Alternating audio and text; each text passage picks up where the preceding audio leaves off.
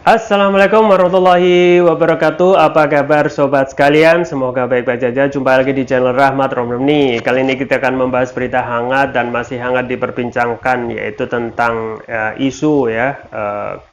Bukan isu sih, karena ini sudah kejadian, yaitu uh, ada kedatangan Menlu AS Antony Blinken dan dengan Menlu Indonesia Retno Marsudi ya.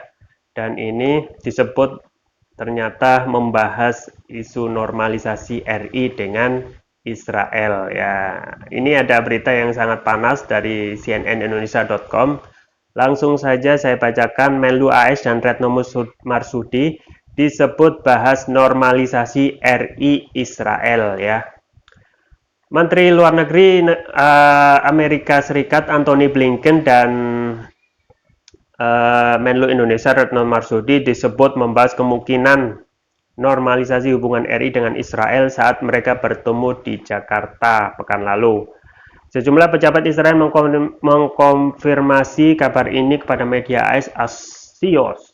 Namun pejabat Israel itu menegaskan langkah normalisasi tak akan diambil dalam waktu dekat. Menanggapi laporan itu, juru bicara Sekretaris Gedung Putih Ned Price turut buka suara. Kami selalu mengeksplorasi peluang tambahan untuk menormalisasi hubungan, tapi pembicaraan itu tertutup sampai ada momen yang tepat, kata Price seperti dikutip Times of Israel.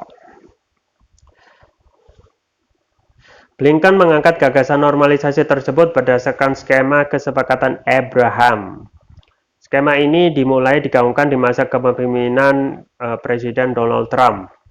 Melalui kesepakatan Abraham ini, AS menengahi proses normalisasi 4 negara dengan Israel pada 2020 lalu.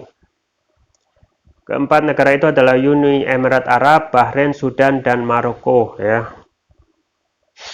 Kementerian Luar Negeri Israel menolak berkomentar mengenai kabar pembahasan normalisasi dengan Indonesia itu. cnnindonesia.com juga sudah menghubungi jubir Kementerian Luar Negeri RI Teuku Faizasyah melalui pesan singkat untuk mengonfirmasi kabar ini, namun Faizasyah belum merespon. Kabar ini datang sebulan setelah Menteri Pertahanan Indonesia Prabowo Subianto terlihat berbicara dengan kuasa usaha Israel untuk Bahrain, Itai Takner, di sela-sela konferensi tahunan Manama, dialog ke-17 di ibu kota Bahrain, Manama. Interaksi publik itu dianggap jarang terjadi lantaran RI dan Israel tak memiliki hubungan diplomatik, namun tak disebutkan rincian lebih lanjut terkait pembicaraan antar keduanya dalam pertemuan itu. Pada awal 2021, para pejabat Amerika Serikat sempat mengatakan bahwa pemerintahan Trump memasukkan RI dan Mauritania sebagai negara-negara Muslim yang didorong menormalisasi hubungan dengan Israel, namun mereka kehabisan waktu di akhir masa jabatan Trump. Ketika itu, Indonesia mencoba meredam spekulasi dengan menyatakan dukungan kepada Palestina. Jakarta menyatakan tak akan menormalisasi hubungan dengan Israel sampai Palestina merdeka. Ya, itu ya. Ini sobat sekalian, memang bahaya sekali ya.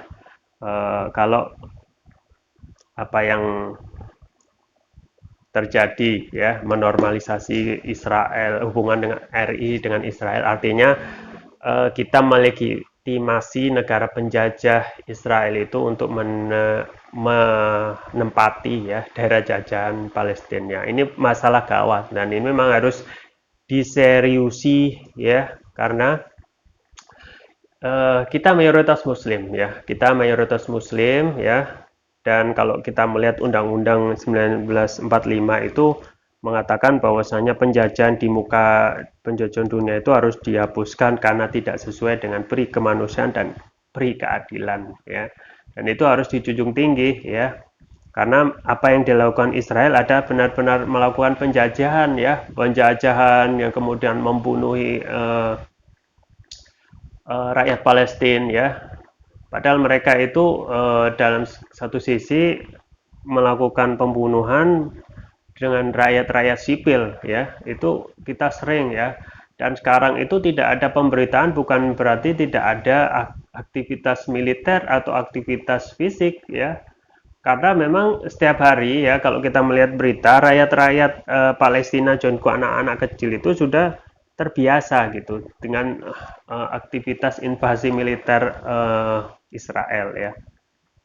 Yang terjadi karena mereka paham tentang jihad ya, mereka lebih cenderung menganggap itu biasa ya. Justru sebaliknya Israel ya, orang yang penjajah laknatullah itu melihat ini sebagai ancaman dan mereka kan takut mati ya. Makanya itu dengan adanya kedatangan Menteri Luar Negeri AS Antony Blinken ini kita harus mewaspadai. Kita harus mendorong negeri Indonesia ini ya bersikap tegas ya. Kita harus menyampaikan sikap ya karena penyampaian sikap ini sangat penting ya untuk menentukan positioning kita itu di mana ya. Karena mayoritas kita adalah Muslim ya. Ingat mayoritas kita dan Muslim dan setiap Muslim itu adalah saudara ya. Innamal mu'minuna ikhwah ya. Setiap Muslim itu saudara ya.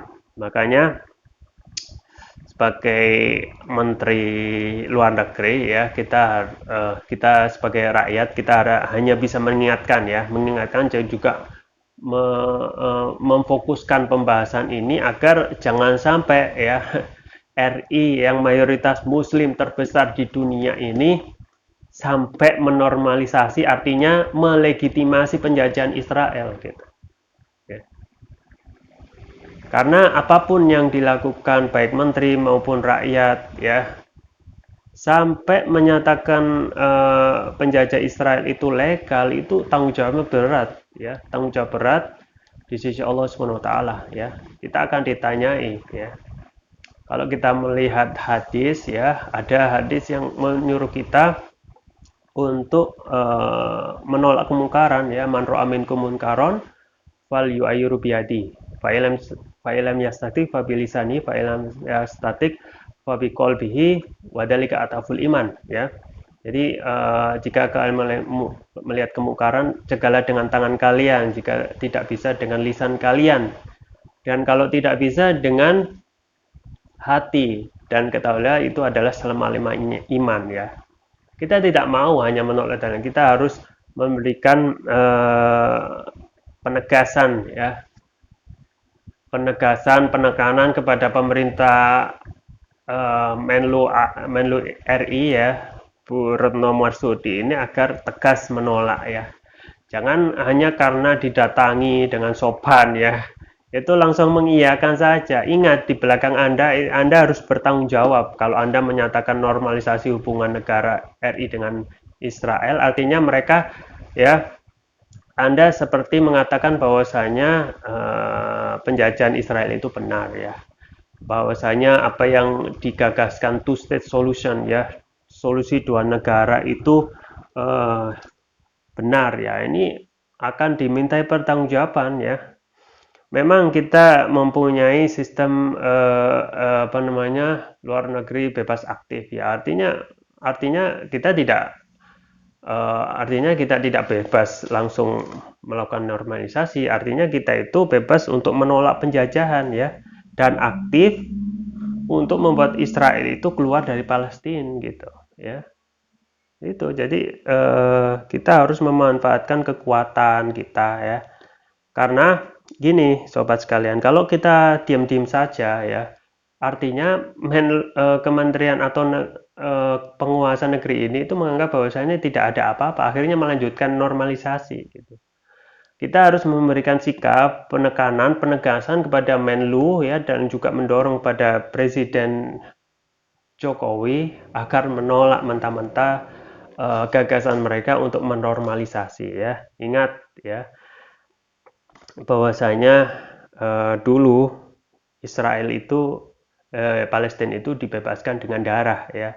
Dahulu ya itu dibebaskan oleh Khalifah Umar bin Khattab dan kemudian lepas lagi, kemudian dibebaskan oleh Salahuddin Al-Ayyubi ya, dan itu semuanya dengan darah, bukan dengan dengan bujuk rayu atau diplomasi kecaman dan lain sebagainya. Itu semuanya dengan darah umat muslim ya, karena Palestina itu adalah salah satu negeri Islam yang mempunyai keberkahan yang luar biasa. Dan memang yang kita ketahui ya, ini semuanya adalah test the water ya. Kalau pemerintah kita ya melihat rakyatnya diam-diam saja, bahwasanya itu tidak akan bisa, rakyatnya tidak melawan, artinya kemungkinan karena ya sudah, karena Israel juga tidak menyerang Indonesia. Bayangkan negara penjajah itu kalau dijadikan misalnya solusi two state solution ya, itu akan juga menghancurkan Palestina gitu. Coba sekarang kita lihat peta di dunia ya. Cakupan yang dilakukan yang cakupan wilayah Palestina itu malah kesini itu malah sedikit gitu ya. Ya itulah karakter penjajah akan selalu merampas, membunuh ya. Kalau kita biarkan atau kita tidak usir ya Israel itu dari negeri Palestina, itu akan menjadi permasalahan yang terus-menerus hingga akhir zaman, akhir kiamat misalnya. Ya. Karena solusi untuk seorang penjajah itu harus diusir ya.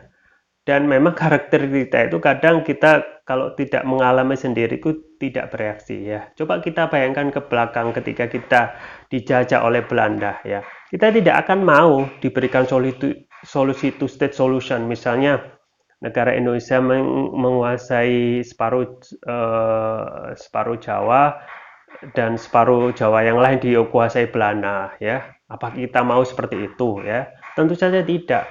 Karakter penjajah itu akan terus-menerus melakukan pencaplokan, pengkhianatan, dan pembunuhan dan perampasan agar sedikit demi sedikit paling tidak pada akhirnya akan menguasai keseluruhan wilayah gitu. Itu yang terjadi. Dan itu yang terjadi di Palestina yang saat ini wilayah Israel, wilayah Palestina itu justru kalau kita melihat itu mengecil-mengecil gitu. Ya itulah karakternya. Karakter penjajah yang kalau kita biarkan, tidak kita berikan ketegasan, ya akan ngelonjak gitu. Makanya memang untuk mengatasi masalah Israel ini tidak ada jalan kecuali melihat sejarah dahulu, bahwasanya Israel itu hanya bisa dibebaskan melalui perjuangan kaum muslimin ya, pada saat itu adalah khalifah ya, Khulafaur Rasyidin ya, dan tidak akan bisa terbebaskan lagi saat ini kalau tidak ada sistem pemerintahan khilafah ya, yang itu ada pasukan yang akan membebaskan, sama seperti dahulu sejarah itu akan berulang kembali ya. Makanya itu kewajiban kita minimal harus menolak, kita harus marah. Jangan sampai apa yang sudah dilakukan negeri-negeri muslim yang tadi sudah melakukan normalisasi itu juga menjalar di sini ya. Kita harus memiliki sikap ya, bahwasanya Israel itu penjajah dan harus diusir. Itu aja solusinya ya, tidak ada solusi lain ya. Dan kita berharap juga sistem pemerintahan Islam itu segera tegak ya, karena permasalahan umat terkait juga masalah Palestina dan juga masalah-masalah lain itu karena tidak ada pelindung al-junah ya. Pelindung yang akan melindungi umat Islam ketika mereka itu terjajah ya. Kalau kita menggantungkan pada pemerintahan sekarang tidak akan bisa terlaksana karena adanya nasionalisme sekat-sekat yang berpikir bahwasanya itu bukan urusan kita, seperti itu.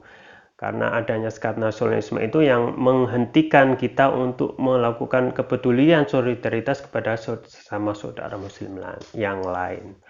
Ya, semoga kedepannya negeri ini menjadi lebih baik ya. Itu saja yang bisa saya sampaikan, semoga bermanfaat. Saya Rahmat Romani, jangan lupa like, share, dan subscribe. Sampai jumpa lagi. Wassalamualaikum warahmatullahi wabarakatuh.